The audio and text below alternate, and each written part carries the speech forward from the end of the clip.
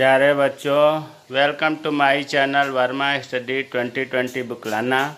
मैं UP board के class 11 के छात्राओं के लिए ज्योग्राफी सब्जेक्ट को हिंदी माध्यम से मैं फुल कोर्स कराऊंगा।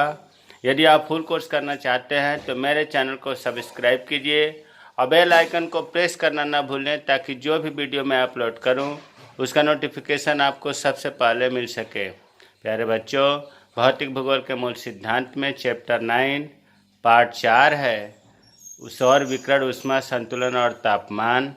इसमें 3 वीडियो पहले डाला जा चुका है। अगर उसे आप नहीं देखे हैं तो आई बटन को क्लिक करके देख लें। आज हम लोग पढ़ेंगे तापमान क्या है, तापमान के वितरण को नियंत्रित करने वाले कारक कौन कौन से हैं। तो सबसे पहले तापमान, टेम्परेचर। देखिए, इसको हमने बॉक्स में बनाया है। तापमान की परिभाषा बताने से पहले जो बॉक्स में मैं बताया हूँ उसको समझना ज़रूरी है। देखिए, सूर्यातप, इंसुलेशन, सूर्यातप से ऊष्मा मिलती है, याद रखना है। सूर्यातप से ऊष्मा मिलती है और ऊष्मा से गर्मी मिलती है और गर्मी को तापमान में मापा जाता है। ये क्रम जानना बहुत ज़रूरी है। सूर्यातप से क्या मिलती है? ऊष्मा, हीट। और ऊष्मा से क्या मिलती है? गर्मी। गर्मी को किस में मापते हैं? टेम्परेचर में, तापमान में। इसको तापक्रम भी कहते हैं। अब यहाँ थोड़ा सा हम याद दिला दूँ, वैसे हमने पढ़ाया है इससे पहले। सूर्यातप का एक वीडियो बहुत बढ़िया से बनाया हूँ, लेकिन यहाँ हिंट दे दूँ। सूर्यातप क्या है? सूर्य से पृथ्वी तक पहुँचने वाले विकिरण को सूर्यातप कहते हैं। सूर्य से पृथ्वी तक पहुँचने वाले विकिरण को, सूर्य के ताप तरंगे को सूर्यातप कहते हैं। इसे कैलोरी में मापा जाता है क्योंकि ये ऊर्जा होती है, और यह 1.94 कैलोरी प्रति वर्ग सेंटीमीटर प्रति मिनट ऊर्जा प्राप्त होती है पृथ्वी को। ये तो सूर्यातप हुआ। अब यहाँ थोड़ा सा हम ये क्लियर करना चाह रहे हैं कि अक्सर बच्चों में कन्फ्यूजन होता है कि सूर्यातप, ऊष्मा और तापमान में कोई अंतर ही नहीं है। तो सूर्यातप आपको तो अभी तक क्लियर हो गया होगा कि सूर्य से पृथ्वी तक पहुंचने वाली जो विकिरण है या ताप तरंगे हैं उनको सूर्यातप कहते हैं। ऊष्मा क्या है कि वायुमंडल व पृथ्वी की सतह के साथ सूर्यातप की क्रिया का परिणाम स्वरूप ऊष्मा उत्पन्न होती है। जैसे ही सूर्यातप वायुमंडल और पृथ्वी की सतह पर पहुंचती है तो क्रिया होती है। सूर्यातप ताप की तरंगों के बीच में और वायुमंडल के ऊपरी परत और पृथ्वी की सतह के बीच में क्रिया होती है, जिससे ऊष्मा उत्पन्न होती है। इसका मतलब स्पष्ट सीधा सीधा कहा जाए कि सूर्यातप से ऊष्मा प्राप्त होती है। अगर ऊष्मा की परिभाषा जानना हो तो किसी पदार्थ कणों के अणुओं की गति को दर्शाती है। ऊष्मा कोई मात्रा नहीं है, ये पदार्थ कणों के अणुओं की गति दर्शाती है, जिससे गर्मी पैदा होती है। तो अब आपको पता चल गया होगा कि ऊष्मा की उत्पत्ति कैसे होती है। सूर्यातप और पृथ्वी वायुमंडल की क्रिया के कारण उत्पन्न होती है। अच्छा, जब ऊष्मा उत्पन्न होती है तो ऊष्मा एक प्रकार की ऊर्जा है जिससे वायु गर्म होती है, भाई पार्थिव विकिरण क्या है? पार्थिव विकिरण जैसे सौर विकिरण है वैसे पार्थिव विकिरण है। तो सूर्यातप के कारण जो ऊष्मा प्राप्त होती है, इस ऊष्मा से हवाएं गर्म होती हैं, इसलिए वायु शब्द लिखा है। वायु गर्म होती है, और जब हवा गर्म होती है, अब तापमान की बात कर रहा हूँ, कि वायु में विद्यमान गर्मी की मात्रा को थर्मामीटर द्वारा डिग्री सेल्सियस, केल्विन, फ़ारेनहाइट में मापते हैं। यही माप वायु का तापमान कहलाता है।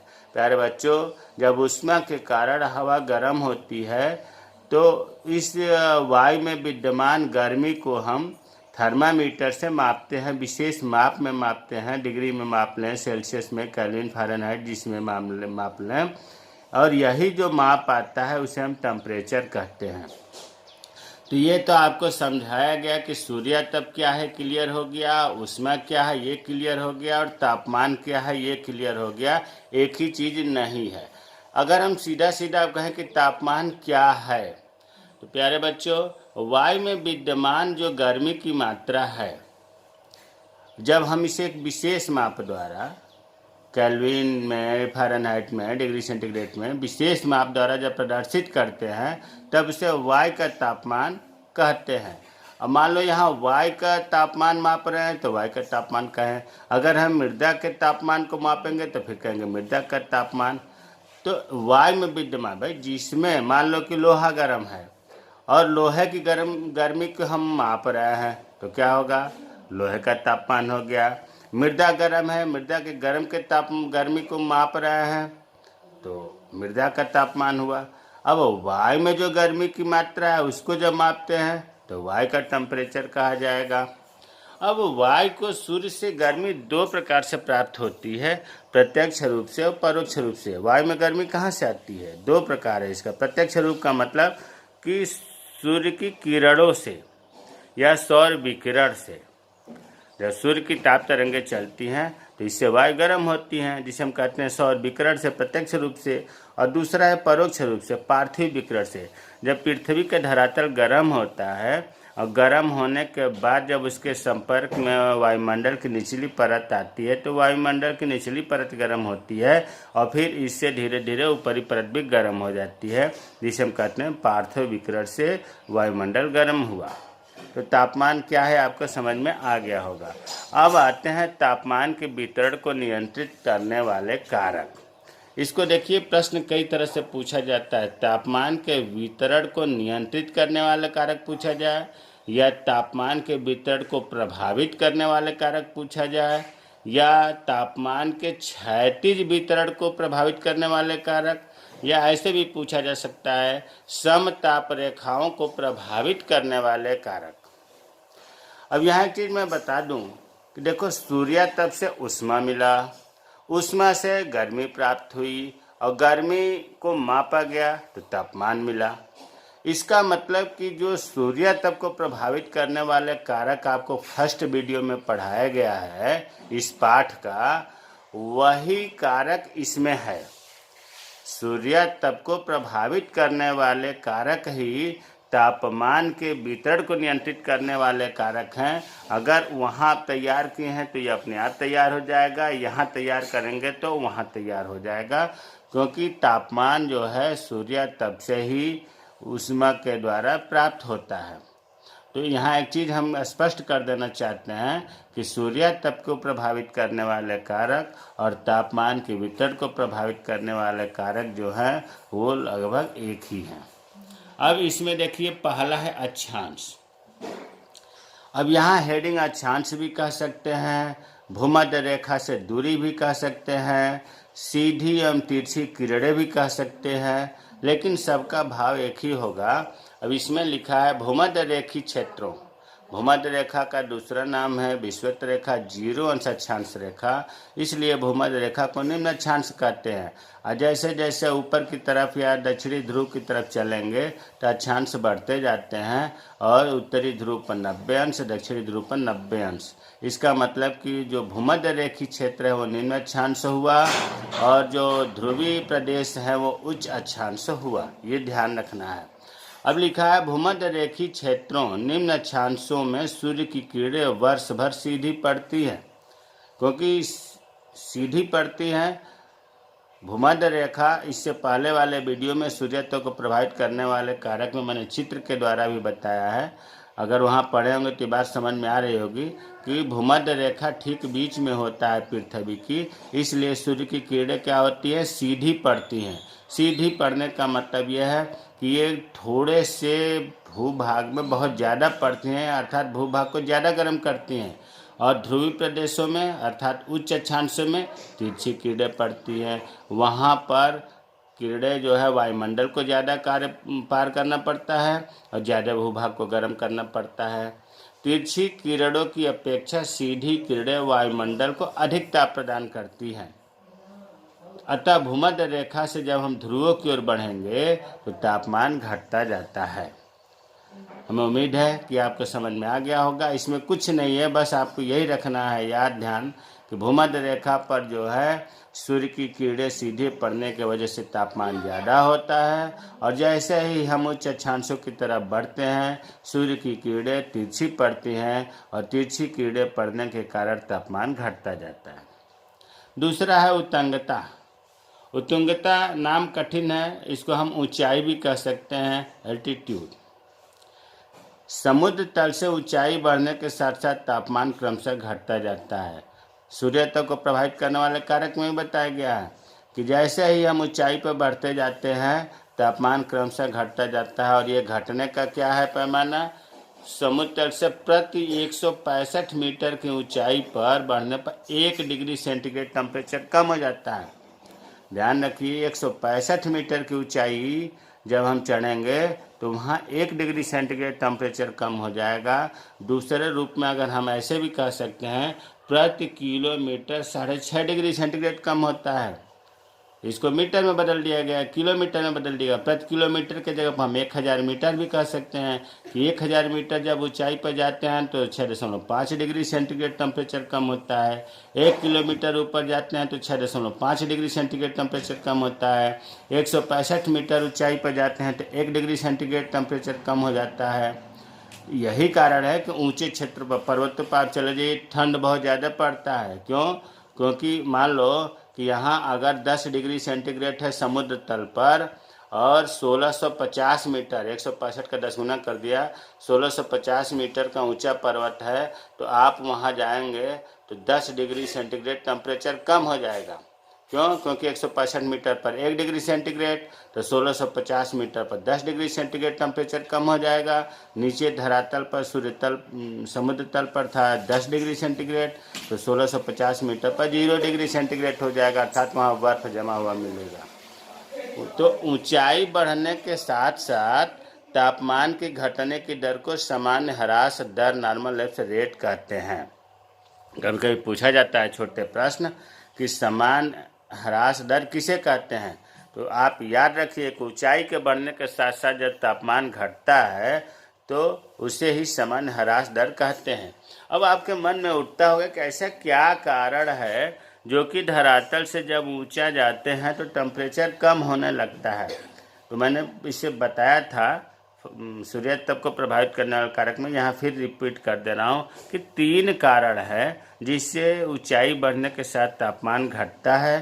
पहला कारण तो यह है कि जब पार्थिव विकिरण के द्वारा ऊष्मा निकलता है तो वायुमंडल की सबसे पहले निचली परत गर्म होती है, फिर उसके बाद देर के बाद ऊपरी परत गर्म होती है। जब नीचे वाला परत पार्थिव विकिरण के कारण गर्म होगा तो नीचे टेम्परेचर ज़्यादा होगा, ऊपर कम होगा।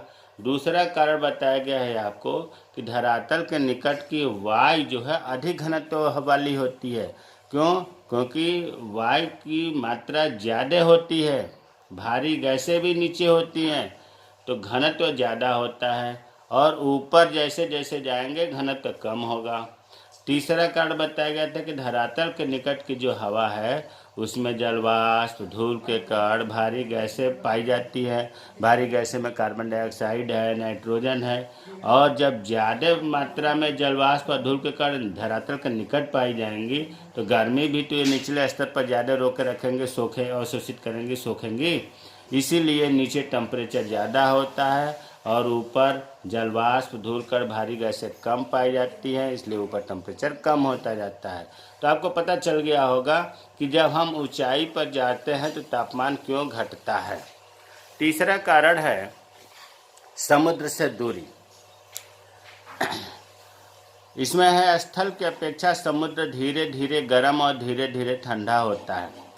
याद रखिए कि जल जो है, जल का मतलब यहाँ समुद्र से बात हो रही है, जल धीरे धीरे ठंडा होता है और धीरे धीरे गर्म होता है, जबकि ठीक इसके विपरीत स्थल जो है, धरातल, जल्दी गर्म होता है, जल्दी ठंडा होता है।